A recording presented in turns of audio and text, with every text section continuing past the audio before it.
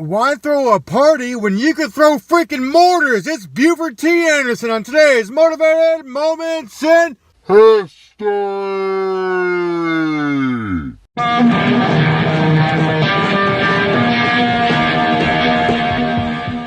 Beauford Theodore Anderson was born in Eagle, Wisconsin in 1922 and later moved to nearby Soldiers Grove. Pissed off about having a dorky name and living in Wisconsin, he packed up and kissed his mama goodbye and decided to go do big boy things like slay some motherfucking bodies. He joined the Army in 1942. After basic training at AIT, he was assigned to USAlfa Company of the 381st Infantry Regiment of the 96th Infantry Division, also known as the Deadeyes. Once in his unit, he was shipped off to Hawaii, where they trained on storming beaches. After becoming proficient in some cool type Jap capping, he hopped on a boat and rode the waves to the freaking Philippines. He was fighting on the island of Leyte. During a fierce firefight with some samurai douchebags, he noticed two wounded soldiers were stuck out in the open. He ran through 50 yards of open terrain through a withering field of bullets and pulled those soldiers to safety behind a large boulder. For this, he was awarded the Bronze Star.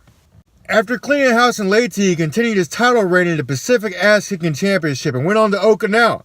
He knew that if the Japanese were fierce in the Philippines, they would surely be a force to be reckoned with in their own backyard. But what the Japanese did not know was that Beauford had got him a taste for that Japanese human sushi and was on a warpath to devastate and destroy anything resembling angry ninjas and Pikachus. It was April 1945 and he was hanging out on the Kakuzu Ridge, or as he liked to call it, that cool place where I'm about to kill everybody. He got intel that the Japs were about to launch a major counterattack at dawn. This intel was kinda right, but it didn't account for the fact that the Japanese are punctual as fuck and arrived several hours early in the dark. Their arrival was unexpected. Before anybody could react, the Japanese were close, like so close. Beauford could hear them talk and even see the moonlight reflect off of their bayonets. Then the fighting broke out, and it went from being a peaceful night under the stars to a giant freaking kill fest in about 0.02 seconds. Beauford gathered his men and rushed them to like a tomb-like cave nearby. He figured it was better to fight from there rather than the foxhole that the Japs were already on top of. When his men got to the cave, he rushed them inside and manned the entrance only with his carbine. The Japanese noticed the movement and rushed them.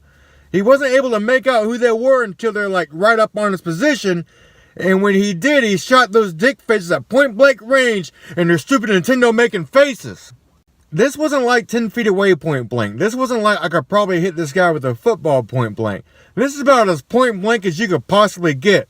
These motherfuckers are in a high fives distance from each other, but instead of giving out high fives, Beauford was handing out reincarnation tickets by way of good old American firepower.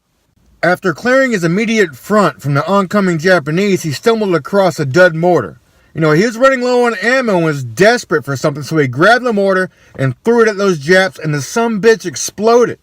He was flabbergasted that this shit actually worked, so he found a box of mortars and started taking out all the safety pins. He banged the bases of the mortars on a nearby rock and started hurling them at the now swarming Japanese like he was some crazy G.I. Joe version of Peyton Manning.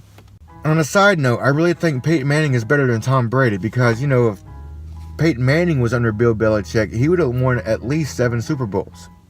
And Tom Brady, he's more of a system player. But back to the story.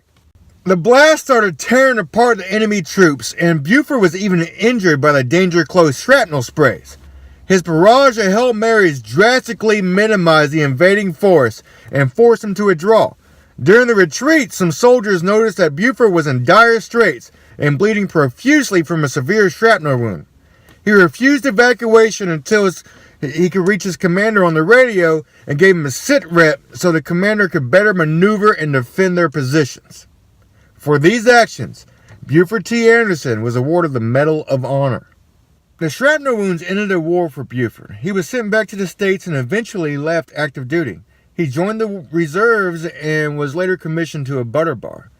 He got out of the service in 1952 and moved back to Wisconsin, then Michigan, and ended up in California.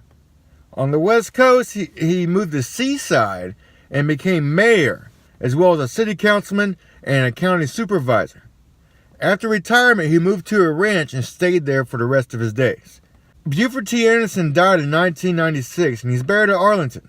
And that, kids, is your Motivated Moments in History.